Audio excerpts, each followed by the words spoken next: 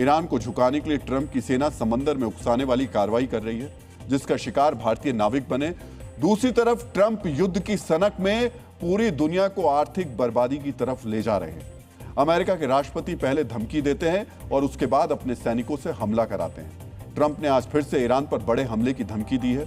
उन्होंने कहा कि वो ईरान की हालत वेनेजुएला जैसी कर देंगे। इस धमकी को डिकोड करने से पहले कल हुए हमले के बारे में जान लीजिए।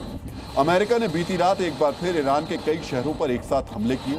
रिपोर्ट्स के मुताबिक हमले में 49 टॉमहॉक मिसाइल्स और लड़ाकू विमानों का इस्तेमाल किया गया। अमेरिका ने पश्चिमी तेहरान, केशम आइलैंड, बंदर अब्बास, सीरिक और मीनाब समेत ईरान के कई इलाकों में बमबारी की।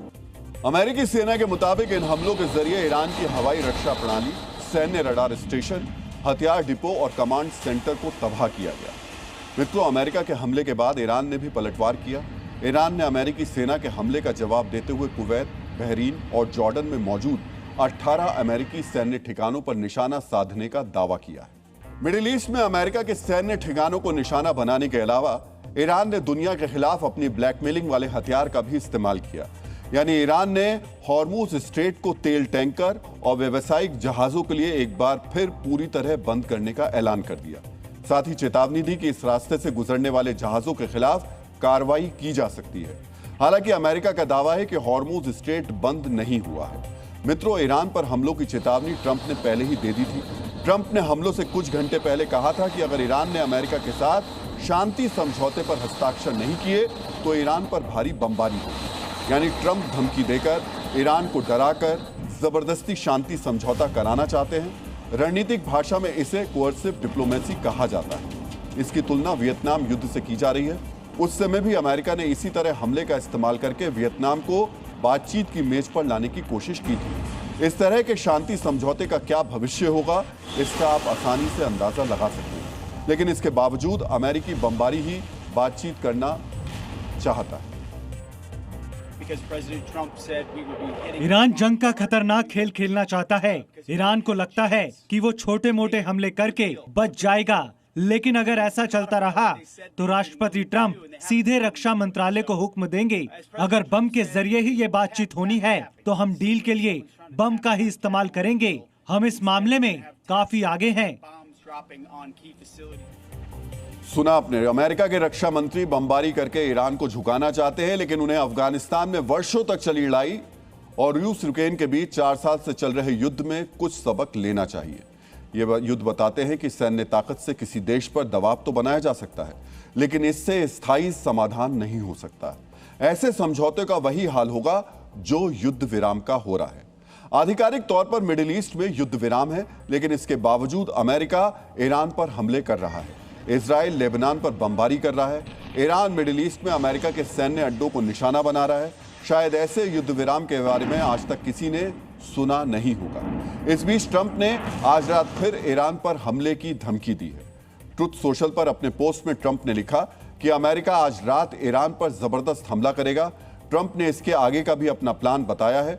उनके मुताबिक आने वाले समय में अमेरिका खर्ग आइलैंड और तेल से जुड़े दूसरे इंफ्रास्ट्रक्चर पर कब्जा कर लेगा। साथ ही वेनेजुएला की तरह ईरान के तेल और गैस मार्केट को पूरी तरह अपने नियंत्रण में ले लेगा। मित्रों, ट्रंप ने यहां ईरान की तुलना वेनेजुएला से की है। इस साल की शुरुआत में ऑपरेशन एब्सोल्यूट रिजॉल्व के जरिए ट्रंप ने वेनेजुएला की सत्ता बदल दी थी। अमेरिका की डेल्टा फोर्स ने 1 घंटे से भी कम समय में वेनेजुएला के तत्कालीन राष्ट्रपति निकोलस मादुरो को उनके बेडरूम से उठा लिया था। हॉर्मुज स्ट्रेट में अमेरिकी सेना का अपाचे हेलीकॉप्टर गिरने के बाद पायलट के रेस्क्यू ऑपरेशन से ट्रंप और भी ज्यादा उत्साहित हो गए हैं। ट्रंप सोच रहे हैं कि मादुरो की तरह वो मुस्तफा खामनेई को भी अपनी गिरफ्त में ले लेंगे। लेकिन युद्ध की शुरुआत से लेकर अब तक ईरान को वेनेजुएला समझना ही ट्रंप की सबसे बड़ी गलती रही है। अगर वो ऐसा कर सकते तो 100 दिन से ज्यादा का इंतजार नहीं करते। अमेरिका की धमकियों का जवाब ईरान की तरफ से भी आया है। संयुक्त राष्ट्र में ईरान के दूत ने कहा कि डरा धमकाकर या ताकत के इस्तेमाल से कोई स्थायी समझौता नहीं हो सकता। दूसरे शब्दों में कहें तो ईरान पूरी दुनिया को बताना चाहता है कि बमबारी करके उसे बातचीत की मेज पर वापस नहीं लाया जा सकता। मित्रों, मिडिल ईस्ट का यह युद्ध मुख्य रूप से 3 देशों की लड़ाई है, लेकिन इसमें पूरी दुनिया पिस रही है। जैसे ही युद्ध भड़कने की खबर आती है, वैसे ही तेल महंगा हो जाता है। इसका असर शेयर बाजार से लेकर आपके घरेलू बजट तक पड़ता है। लेकिन 100 दिन बीत जाने के बाद भी युद्ध से पीछे हटने के लिए ना तो अमेरिका इजराइल तैयार है और ना ही ईरान तैयार है। मित्रों, ग्लोबल पीस इंडेक्स के मुताबिक इस युद्ध से दुनिया को $2.2 ट्रिलियन के नुकसान की आशंका है। अगर यह युद्ध फिर से शुरू होता है तो नुकसान बढ़कर $3.5 ट्रिलियन तक पहुंच जाएगा। यूएनडीपी के मुताबिक दुनिया भर के 3 करोड़ 20 लाख लोग गरीबी रेखा के नीचे चले जाएंगे। वर्ल्ड फूड प्रोग्राम के अनुसार हॉर्मूज बंद होने के कारण फर्टिलाइजर की किल्लत से फसलों की पैदावार घटेगी। इससे 4.5 करोड़ लोगों को खाद्य संकट का सामना करना होगा। लेकिन ट्रंप को दुनिया की इस आर्थिक दुर्दशा से कोई मतलब नहीं। ट्रंप जिस तरीके की बातें कर रहे हैं उससे लगता है कि $2 ट्रिलियन के नुकसान से वो संतुष्ट नहीं है, इसलिए अब वो दुनिया को $3.5 ट्रिलियन के नुकसान की तरफ ले जा रहे हैं। ट्रंप को भले ही युद्ध में मजा आ रहा हो, लेकिन इसकी कीमत अमेरिका के लोग भी चुका रहे हैं। दुनिया के दूसरे देशों की तरह अमेरिका भी रिकॉर्ड महंगाई से जूझ रहा है।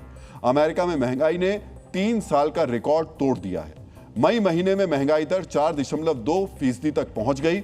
यह अप्रैल 2023 के बाद सबसे ज्यादा है, जब महंगाई दर 3.8% के स्तर पर थी। लेकिन इसकी परवाह अमेरिका के राष्ट्रपति को नहीं है। उन्हें तो बढ़ती महंगाई देखकर मजा आ रहा है। अमेरिका के लोग महंगाई के बोझ में दबे जा रहे हैं और ट्रंप कह रहे हैं उन्हें महंगाई पसंद है। आज आपको भी सुनना चाहिए कि ट्रंप ने किस तरह लोगों की महंगाई वाली मजबूरी का मजाक उड़ाया। क्या आप आज सुबह आई महंगाई के ताजा आंकड़ों को लेकर चिंतित हैं?